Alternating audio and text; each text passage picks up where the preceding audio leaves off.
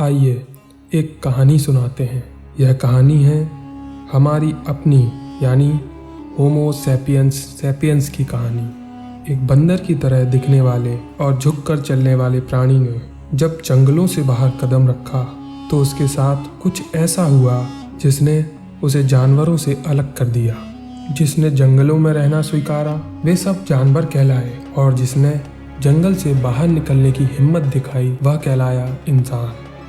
सबसे पहले उसका सामना हुआ प्राकृतिक शक्तियों से। तेज तूफान, मूसलाधार बारिश, नदियों की गड़गड़ाहट और अग्नि का तांडव, इन सब ने उसे डराया और उसे प्रेरित किया कि वह खाना बदोश जीवन से स्थायी जीवन की ओर बढ़े। मानो प्रकृति चाहती थी कि मनुष्य अपना विकास करे और प्रकृति को सजाए, संवारे और उसकी सुंदरता का अनुभव करे, क्योंकि कोई चीज़ तभी खूबसूरत होती है जब कोई उसकी खूबसूरती का अनुभव करने वाला होता है। प्रकृति के इस आशीर्वाद से मनुष्य ने धीरे धीरे अन्य सभी जीवों को अपना गुलाम बनाना शुरू किया और इस गुलामी के आलम में एक ऐसा जीव था जो मनुष्य का सबसे प्रिय मित्र बना। वो था एक कुत्ता। धीरे धीरे सभी मनुष्यों की शक्ति के सामने झुकने लगे।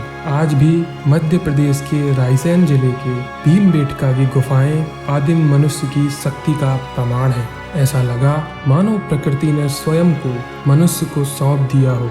मनुष्य ने धरती को चीर कर उसमें से अनाज उगाए और जब मनुष्य का पेट भरने लगा तो मनुष्य का जीवन बदल गया। अब मनुष्य के पास स्थायी आवास थे, पर्याप्त खाना था। ऐसी स्थिति में जन्म हुआ सभ्यता का और एक व्यवस्था बनी जिससे जीवन और आसान हो। जन्म हुआ धर्म का, राजनीति का, धन का।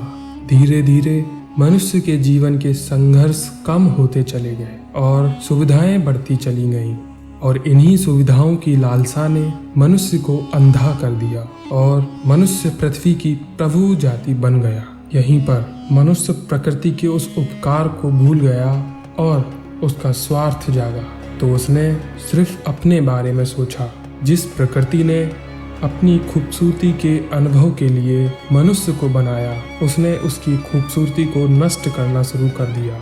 मनुष्य ने अपनी खूबसूरती के साधन के रूप में शहरों को बनाया और वो यही नहीं रुका, उसने अपने स्वार्थ के लिए आपस में लड़ना शुरू किया और बनाए ऐसे घातक हथियार जिससे पूरी प्रकृति ही नष्ट हो सकती है।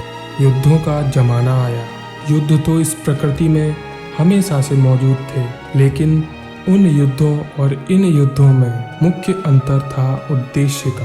पहले युद्ध अपने अस्तित्व के लिए लड़े जाते थे, अब के युद्ध अपनी महत्वाकांक्षा और प्रभुत्व के लिए लड़े जाने लगे। मनुष्य की स्वार्थी मानसिकता और उसकी महत्वाकांक्षा से मुझे एक कहानी याद आती है और यह सच कहानी है। एक अमेरिका के फेमस पत्रकार केविन कार्टर ने अफ्रीका में साउथ सूडान की यात्रा की।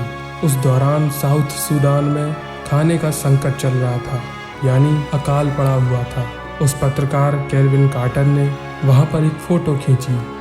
उस फोटो में एक बच्ची अपनी मौत का इंतज़ार कर रही होती है क्योंकि उसके पास खाने और पीने के लिए कोई चीज़ नहीं थी।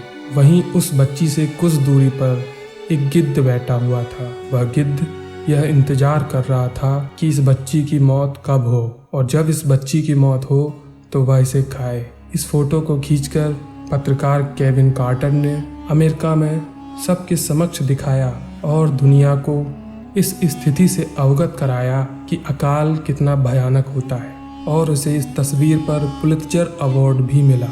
और उसी अवार्ड शो के दौरान किसी दूसरे पत्रकार ने केविन कार्टर से पूछा कि सर ये बताइए वहाँ पर कितने गिद्ध थे। केविन कार्टर ने कहा वहाँ पर एक गिद्ध था, लेकिन उस पत्रकार ने कहा नहीं सर, वहाँ पर 2 गिद्ध थे।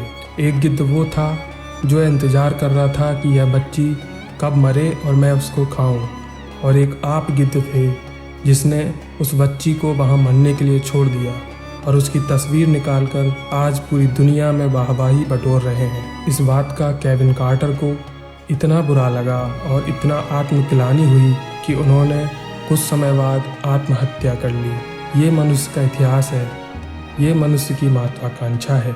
और फिर दौर आया एक ऐसी खोज का जिसमें इंसान एक नए ग्रह की खोज में है, क्योंकि वह यह समझ गया है कि कुछ समय बाद पृथ्वी रहने लायक नहीं बचेगी। ये तो कहीं का न्याय नहीं कि जिस पृथ्वी ने उसको बनाया उन्हें इतनी शक्ति दी कि वे अपना विकास कर सकें, और वह आज उसे नष्ट करके जा रहा है।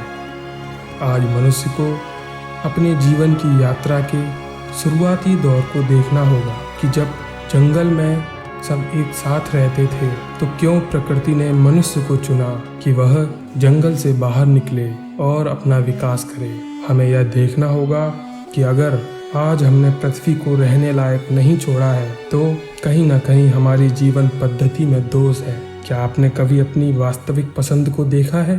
आज इंसान शहरों में रहता है और घर के बाहर बालकनी में छोटा सा गार्डन लगाता है, जंगलों में घूमने जाता है। दूर दूर तक फैली प्रकृति की हरी चादर, सुहावना मौसम, मिट्टी की खुशबू, झरने, समुद्र का किनारा, पहाड़ों की चोटियां हमें कितनी अच्छी लगती हैं। आखिर आपने कभी सोचा है ऐसा क्यों? क्योंकि पृथ्वी ने या प्रकृति ने हमें जंगलों से बाहर इसीलिए निकाला था कि हम प्रकृति की खूबसूरती को निखारें और उस खूबसूरती का आनंद उठा सकें।